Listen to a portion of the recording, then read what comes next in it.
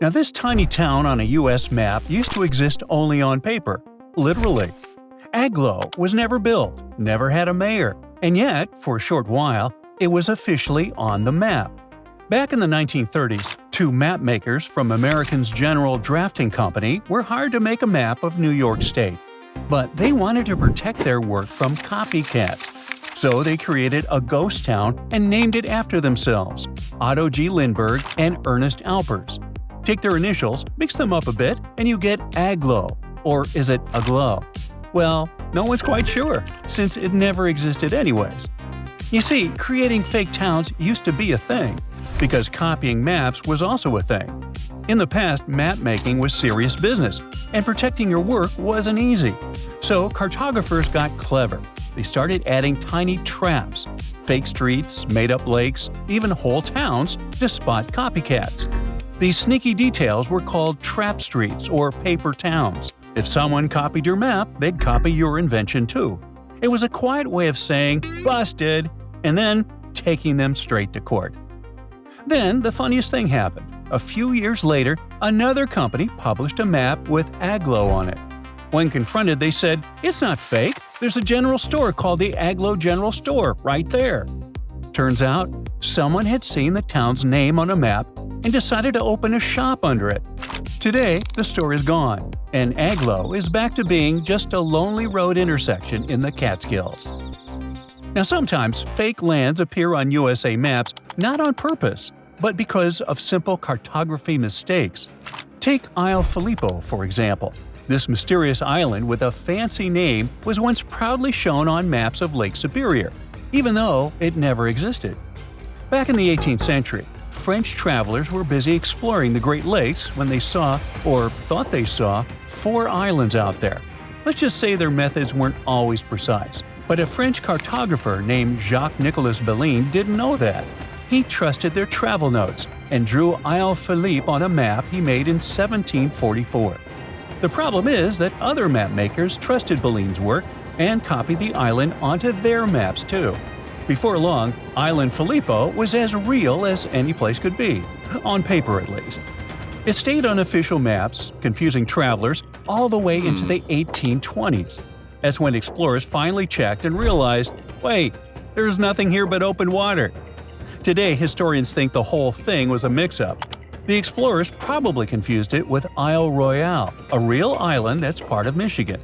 They were described as 2 islands about the same size, but there was only one all along. Next stop, Nothing. You heard that right, Nothing is the real name of a tiny ghost town in Arizona. If you ever drive down Route 93 between Wickiup and Wickenburg, keep an eye on the towers along the way. On one of them, there used to be a wooden sign painted in red letters that simply said nothing. Hopefully it's still there.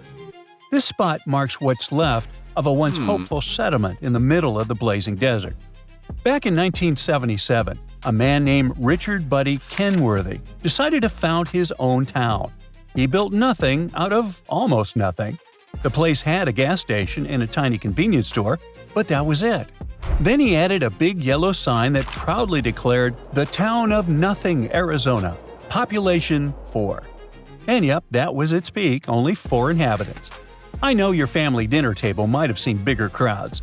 But anyway, in May of 2005, Kenworthy packed up and left, and Nothing was officially abandoned. 3 years later, its famous gas station began to crumble. But some fans, I guess we can call them that, decided to bring Nothing back to life. There was even a small pizza place running there for a while, but it didn't last long. By 2011, Nothing was, well, nothing again. And today, it's one of the most famous abandoned towns in the USA. Now, speaking of abandoned towns, some were lost to time, others to something far more dangerous, like Centralia, Pennsylvania.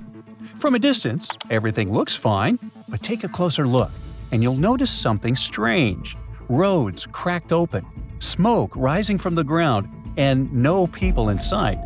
That's because Centralia isn't just abandoned. It's been on fire for more than 60 years. It all started back in 1962. Although there were many theories about how the fire began, the results are well known. The flames spread into the labyrinth of coal mining tunnels running beneath the town, causing devastation as they went. Fissures opened in the ground, sending plumes of smoke and toxic gases into the air, and the fire never stopped. That's right. At first, no one thought much of it, especially because everything was happening underground, out of sight. But soon, smoke began seeping up through the soil. Then, in 1981, a huge sinkhole suddenly opened under the feet of a 12-year-old boy. Thankfully, he grabbed onto a tree root and survived. But that was all the proof locals needed that the fire wasn't going away. Experts warned that the underground blaze could keep burning for more than 250 years. And that's why most of Centralia's 1,000 residents decided it was time to pack up and leave. Today, fewer than 10 people still live there, refusing to move. The rest is nearly a ghost town, with empty streets and crumbling foundations. They don't even have a zip code anymore. Beneath it all, the coal is still burning quietly, making Centralia one of the eeriest forgotten towns in America. And now you might be wondering, how many more of these towns are out there in the U.S.? Well, a lot. Just in Texas alone, there are an estimated 511 ghost towns that are now completely deserted. Then there's Nevada, believed to be home to over 600 phantom towns, many of them left behind after the gold and silver rushes of the 1800s and 1900s. People moved there to work in the mines, and when the mines shut down, they left. But abandoned towns and mapping errors aren't just a U.S. thing. Even in the age of satellites and Google Earth, fake cities still manage to sneak onto maps all over the world. One of the most famous modern examples is a place called Argleton. Back in 2008, a guy named Mike Nolan was checking out Google Maps, looking around the area where he grew up, in West Lancashire, England. Then he spotted a city called Argleton, but something felt off. He remembered that spot being just a farmer's field near the village hall. Maybe a footpath crossed it, but that was about it. There was definitely no real city out there. And he was right. It was a total mistake. Nobody knows exactly how it got there, but it did.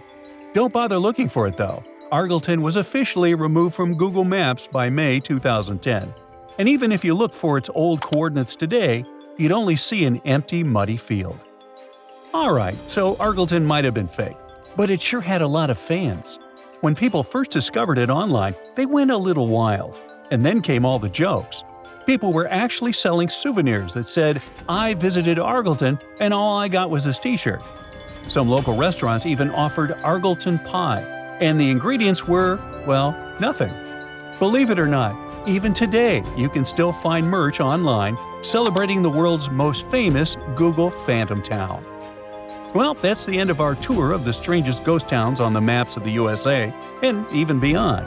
So, tell me, have you ever been to an abandoned city before?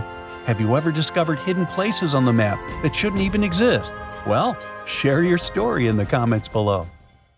That's it for today. So hey, if you pacified your curiosity, then give the video a like and share it with your friends. Or if you want more, just click on these videos and stay on the bright side.